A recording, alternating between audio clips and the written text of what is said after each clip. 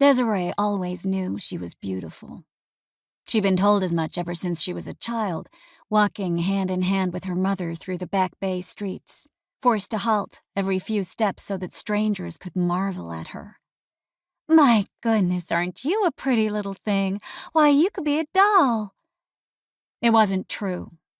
She'd learned early on that although they meant well, those strangers were wrong. She couldn't be a doll. She'd tried. They'd all tried. Looking back, her childhood played itself across her mind's eye like a giant game of dress-up. Endless racks of dresses and shoes, pearls and hats for every occasion. Clothes on, clothes off. Smile for the picture.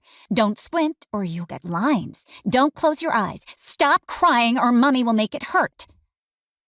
In fairness, her mother had seldomly struck her outright, since any overt bruising would render her ineligible for the spring clothing campaigns, but she found other ways of making her point. And Desiree's vision bore the sting of thousands of camera flashes, a ceaseless parade of lights scarring her gaze. Some of those scars burned deeper than others, and not all pictures had been taken at her mother's behest. Her uncle had woken her once, when the hour was late and he believed everyone asleep. He'd snapped his photos, then slunk back to his own room, and, come morning, said not a word. For a time, Desiree thought she must have dreamed it, but the following week he tried it again. Except this time her mother heard him enter her room, and she'd put a stop to it right quick. Desiree had never seen her uncle again, and every so often she wondered what happened to him or where those pictures ended up. But she'd never asked.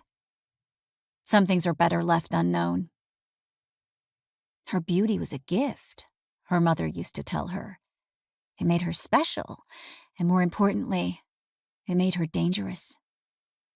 Desiree hadn't understood what she meant by that last part, but as she grew, her mother's words began to take shape. People still exclaimed when they saw her, but their faces were different. The older boys' stares lingered too long, and although the women still made a fuss over her, there was something guarded behind their eyes.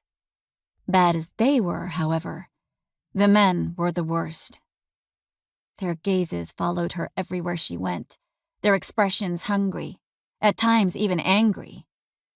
Predators, sizing up their prey, seeing only the meal and disregarding the soul behind it. Even the elderly couldn't seem to tear their eyes away, memories of their own spent youth shining out as they cast their sour spit onto the sidewalk. She always knew when someone was watching her, because someone always was. She'd grown used to the feel of another's eyes, the passing glimpse of a stranger tugging at her hair, the sideways glance of her professors, tracing the lines of her body as she walked the school hall, the soft, longing look of a woman trapped within a marriage she didn't desire but didn't dare leave. Always the eyes were there, a near constant that she hardly even noticed anymore. But she'd never felt eyes like the ones that had sent her fleeing into the night before now. They were alien and wrong, as if something unspeakably foul was peering out at her through the window where another's soul used to reside. She was no stranger to the concept of demons, and had known more than one witch to lay herself bare before them. But Desiree had never encountered anything like this.